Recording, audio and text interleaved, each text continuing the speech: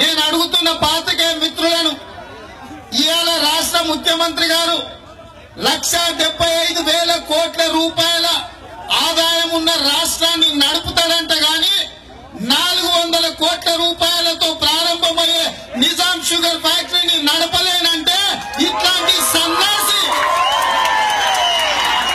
ఇట్లాంటి దోచబాజ్, ఇట్లాంటి బట్టబాజ్ ముఖ్యమంత్రి మనకు అవసరమా?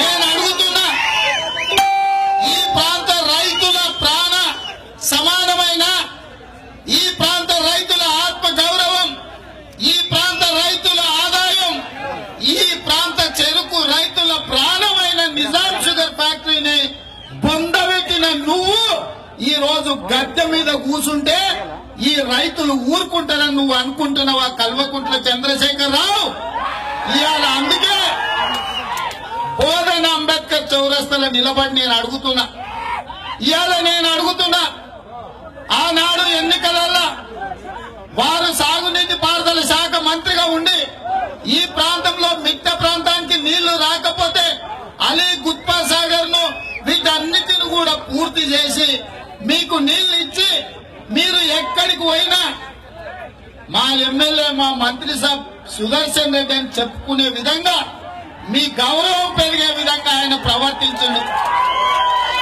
మీ గౌరవం నిలబెట్టడానికి తన ఆస్తులను కలిగించుండు, తన సమయాన్ని వెచ్చించిండు, తనకున్న వ్యాపారాలను వదులుకున్నాడు.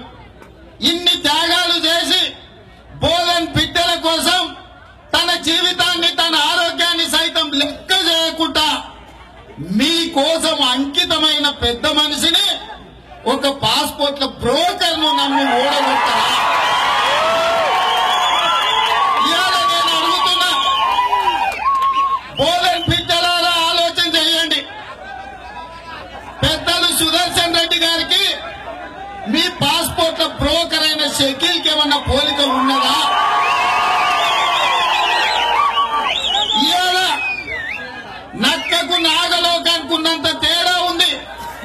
ఇవాళ సుదర్శన్ రెడ్డి గారి కాలు కోటికి సరిపోని షకీల్ కూడా ఎమ్మెల్యే దుబాయ్ తిరుగుతుందంటే ఇది బోధన్ ప్రజల గౌరవాన్ని నేను అడుగుతున్నా. ఇవాళ నేను అడుగుతున్నా, క్రికెట్ బెట్టింగ్ల గురించి వస్తే మీ ఎమ్మెల్యే పేరే వస్తుంది, పాస్పోర్ట్ల దండాల గురించి వస్తే మీ ఎమ్మెల్యే పేరు వస్తుంది, గల్ఫ్ ఏజెంట్ల గురించి ఎత్తుకుతే మీ ఎమ్మెల్యే పేరు వస్తుంది. గతంలో ఉమ్మడి రాష్ట్రంలో అది శ్రీశైలం కావచ్చు, నాగార్జున సాగర్ కావచ్చు, కల్వకుర్తి కావచ్చు, భీమా కావచ్చు, కోయిల్ సాగర్ కావచ్చు, నెట్టంపాడు కావచ్చు, హంద్రి నీవా కావచ్చు, ప్రాణహిత చేవల్ల కావచ్చు, పులిచింతల కావచ్చు, పోలవరం కావచ్చు, ఏ ప్రాజెక్టు మీదైనా శిలాఫలకాన్ని చూస్తే మీరెన్నుకున్న ఎమ్మెల్యే పెద్దలు సుదర్శన్ రెడ్డి గారు మంత్రిగుంటే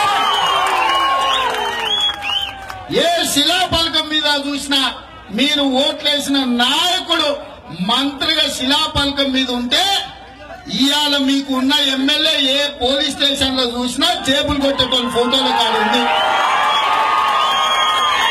ఇవాళ ఏ పాస్పోర్ట్ ఆఫీస్ లో పోయినా లేకపోతే విదేశాలకు పంపించే జగాల పోయి చూసినా ఇవాళ షకీల్ పేరే ఉంది.